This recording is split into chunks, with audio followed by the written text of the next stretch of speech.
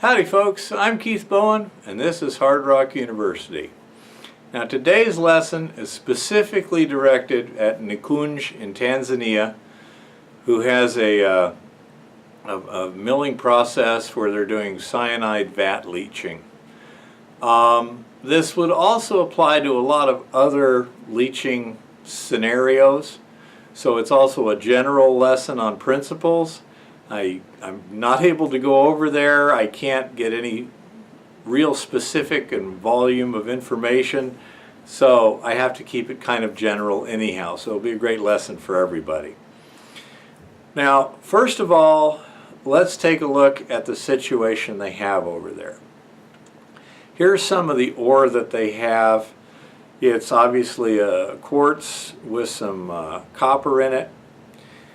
And they take this material and they run it through a jaw crusher, an impact mill, and a dry ball mill to create the crushed ore.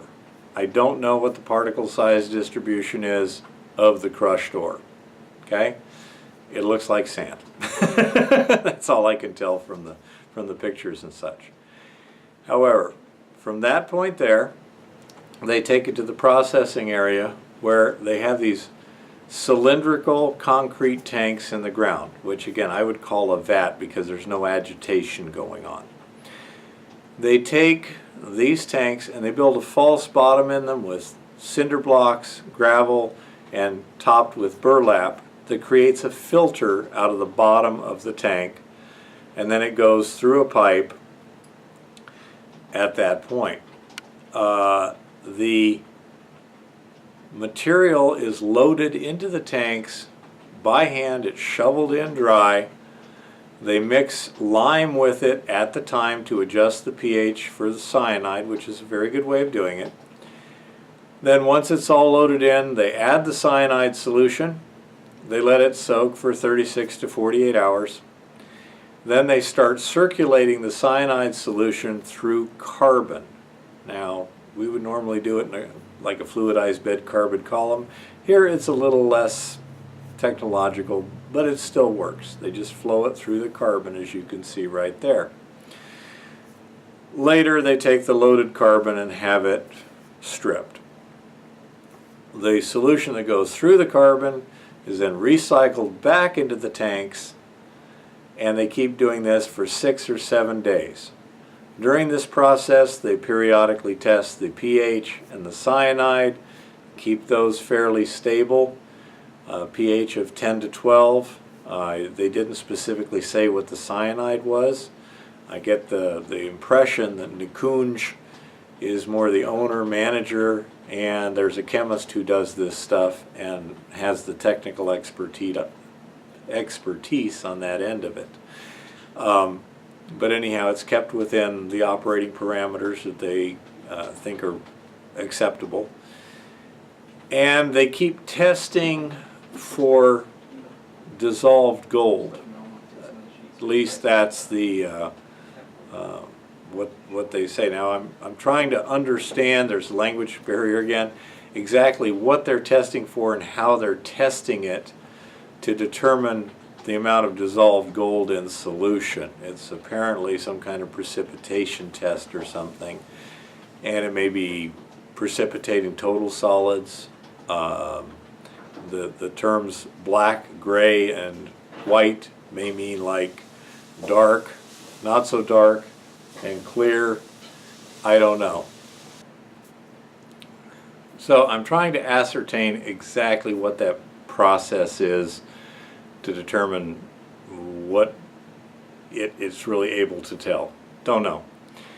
Anyhow, they keep leaching it about 6 to 7 days while testing for these dissolved solids, presumably gold. And then when it gets below a certain level, they stop the leaching, drain the solution, unload the tank, and load some more ore in it. And they keep doing this through one of the seasons, and then on a different season, I believe it was during the wet season, they can't get any more ore, and I presume transportation's impossible. So then they will re-leach the material that they have leached one time.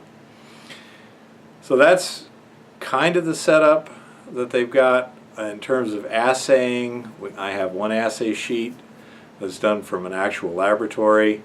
They often will take 80 to 90 kilogram samples over to the locals who will sluice it over like a corduroy table sort of thing, and then pan it down and actually recover gold. They report roughly about 4/10 of a gram for an 85 kilogram sample. Works out, if I'm not mistaken, about 4.7 parts per million, about 0.15 ounces per ton, or about $200 a ton. This would be hard to do profitably on a small scale in the United States, what with the labor costs and the permitting costs, but over there things are a lot cheaper in some ways. So that's what they have, and the first thing that I would suggest is to try and develop a good way of some ore grade control. Be able to test the ore, know exactly what it is, or at least as close as possible. One thing you could do is right here where the crushed ore comes out of the ball mill, there's something called a disc sampler. It's basically a very slow moving disc. It rotates, like once every half hour or hour. And one side of it is in the process stream. As this stuff would come out of the ball mill, it would glance on one side of the disc, and most of it would just fall right off. As the disc turns, more space becomes available and new stuff gets collected. As it rotates, there's a scraper that pulls the material that's on the disc off, and that becomes your sample. And it can sample at low percentages of the process stream fairly effectively and uniformly, and then you take that and you can split it further down and deal with it. For your leached materials, you're going to have to cone and quarter. I mean, every 10th shovelful you throw a different place, then you cone and quarter that. Something to that effect to get a good idea of what the final recovery rate is. And that way you have some sort of good idea of what the heck is going on. Without that, you can't really tell how well things are working. Now, another thing that can be very helpful is to do smaller batches. Instead of 50-ton batches, do something a little more, a little easier to handle for a test. I mean, you could take like a 55-gallon drum, run a sample in a 55-gallon drum, try different things and see what happens. But the next suggestion I would have is doing at least a test of a gravity extraction first. Now, since they're doing these, as I'll call them corduroy tables, these sluice boxes, and getting good recoveries, then there's a certain amount of gold that can be recovered by gravity. And here's why teaming a gravity system with the cyanide system or any other leaching can sometimes make it much more efficient. Back to the whiteboard. Okay, here I have kind of a graph. This would be if you had like a whole bunch of gold particles sorted by size. Small particles, larger, larger, larger, larger, and larger.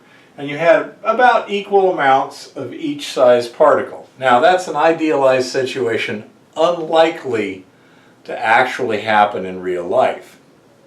But it makes for a simple graph. The principle remains the same. Now, if you have a simple gravity extraction, it's going to get some of this gold here. Okay? It's going to get more of the big gold, less of the small gold.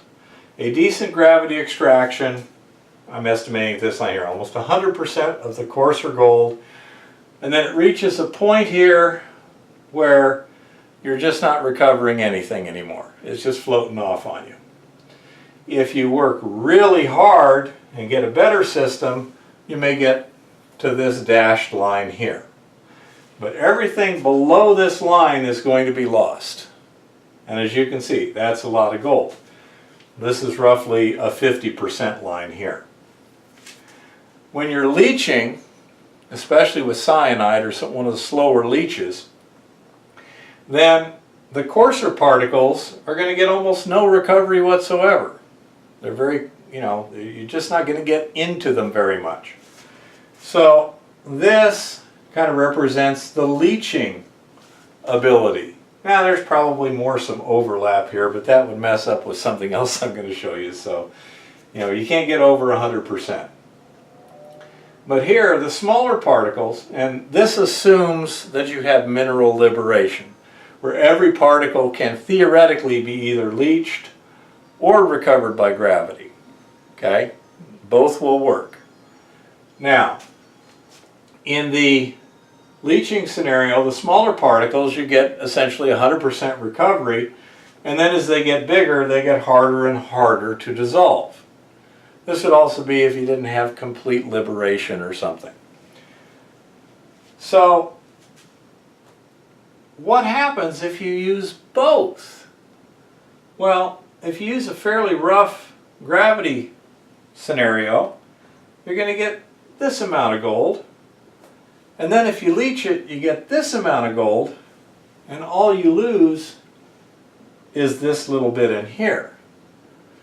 So, in a situation where you have a significant amount of larger size gold, large enough to be difficult to leach in the time frames you can leach, there's always a time limit, then a gravity separation may make sense.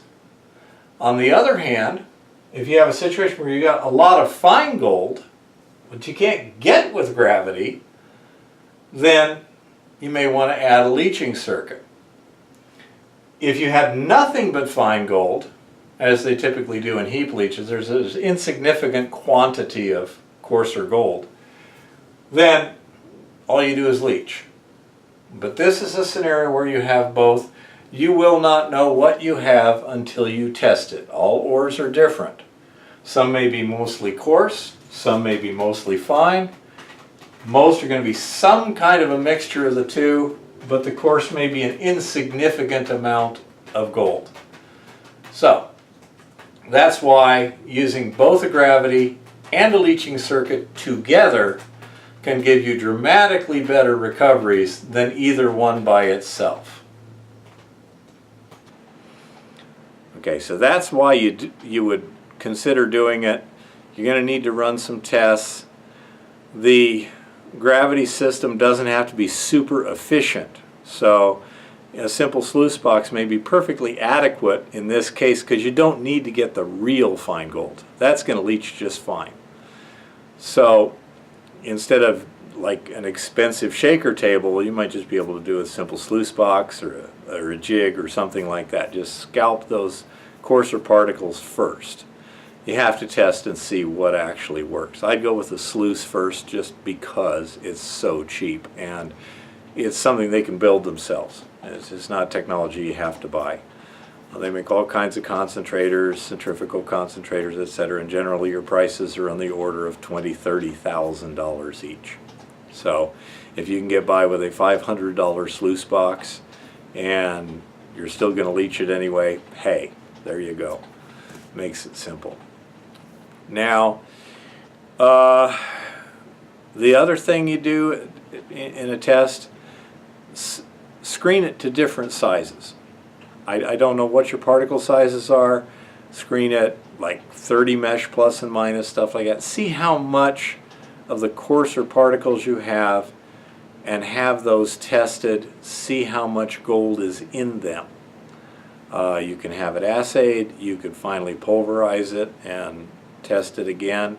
Things like this. But there's ways of testing to see how much free gold you have, how much leachable gold you have, and how much residual gold you would have at various particle sizes. And see, do you have a substantial amount of material where just the rock particles are so big that you can't get the gold out of them in a reasonable leach time. If so, when you're doing your gravity separation, you can also put a screening operation in there and send the larger material back to be reground before you go to leaching. In the actual leaching, dry piling it in there shovelful by shovelful is a pretty good way to avoid coarse and fine particle bedding. Like if you're doing it with a conveyor, the coarser particles tend to flow to the bottom and you can wind up with channeling. Shovel by shovel, not so much. If you've done a, say a sluicing first and then let it drain, now you're shoveling it in damp and the finer particles stick to the coarser particles, and it should be pretty good. Not too much channeling if you've got a good fine grind. Make sure that when you're recirculating the leaching solution through the carbon that you get good aeration. Make sure that, like as you're dumping it into the tank, that it hits a number of barriers and gets lots of bubbles and airs in it, so that you can make sure you have good aeration. Oxygen is very important to a cyanide leach. No oxygen, no leaching. So you want to make sure you have good aeration. And then when you're done leaching, sample that too and see what you have left in those tailings. If you do all of that, you should be able to tell whether or not you're getting a good result, and if you're not, why you're not. But those are the things that I would look at first. First of all, you need a good sampling system and a good assaying system just to find out what the heck is going on in the first place. Check out your particle sizes. How far do you have to grind it to get good recoveries, and are you achieving that? If not, screening it and regrinding the oversize may give you a significant improvement.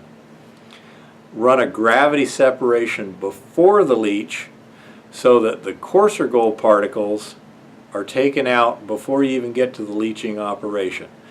Generally, keep that cheap, because anything that's really, really fine, you're going to get with the leaching. You're just trying to get the bigger, chunkier stuff, and if that makes up a significant part of your total gold, then that's going to be a significant loss if all you're doing is cyanide leaching, especially without agitation and such. And I say then just test.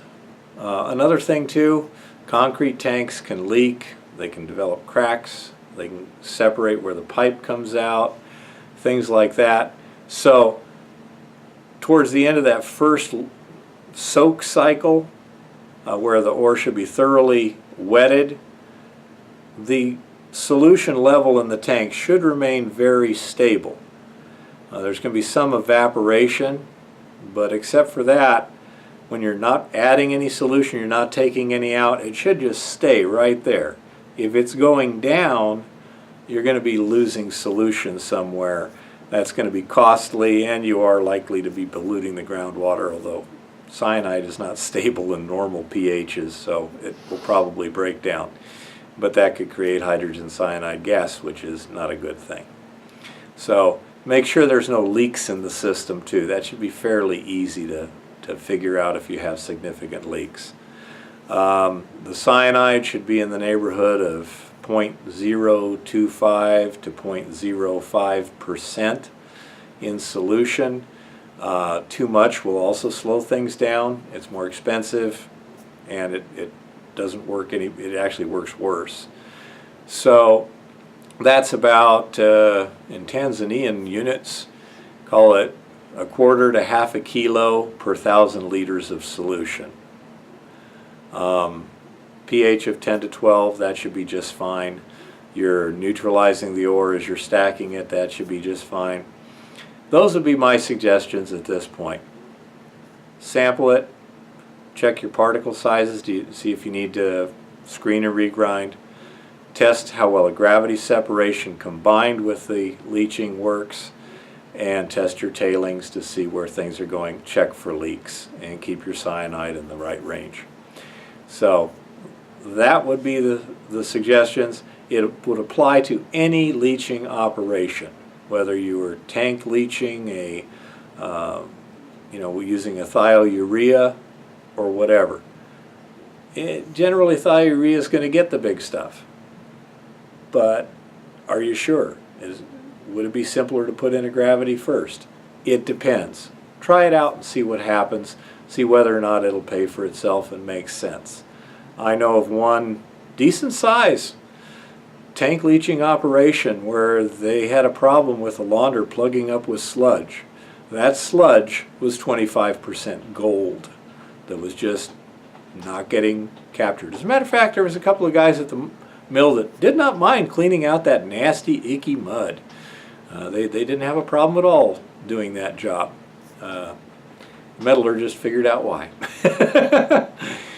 Currently, Nikunj reports they're getting about 65% recovery in their first leaching cycle.